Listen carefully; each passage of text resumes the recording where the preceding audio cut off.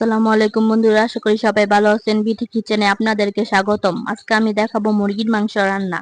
প্রথমে বসিয়ে দিলাম একটা কড়াইটা গরম হলে দিয়ে দিব পরিমাণ মতো তেল।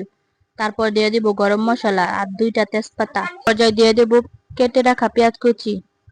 পেঁয়াজটা আমি হালকা করে থেতলে নিয়েছি।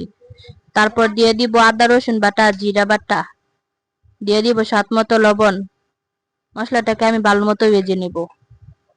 মশলাটা ভাজা হয়ে গেছে, পরিমাণ মতো পানি দিয়ে দিয়ে দিব 1 চা চামচ হলুদ গুঁড়ো, 1 চা চামচ মরিচের গুঁড়ো, 1 চা চামচ ধনিয়ার গুঁড়ো। তারপর আমি মশলাটাকে 5 মিনিট কষিয়ে নেব। চলে আসলাম 5 মিনিট পর। মশলাটা কষানো হয়ে গিয়েছে, এই পর্যায়ে দিয়ে দিব মাংস। মাংসটা আমি আগে কেটে ধুয়ে নিয়েছি। দিয়ে দিব আলু। মাংসটাকে আমি ভালো মতো কষিয়ে নেব। তার জন্য ডেকে দিব 10 মিনিট। চলে আসলাম 10 মিনিট পর। মাংসটা কষানো হয়ে গিয়েছে, এই পর্যায়ে দিয়ে দিব পানি আর দিয়ে দিব 3 থেকে 4টা কাঁচা মরিচ।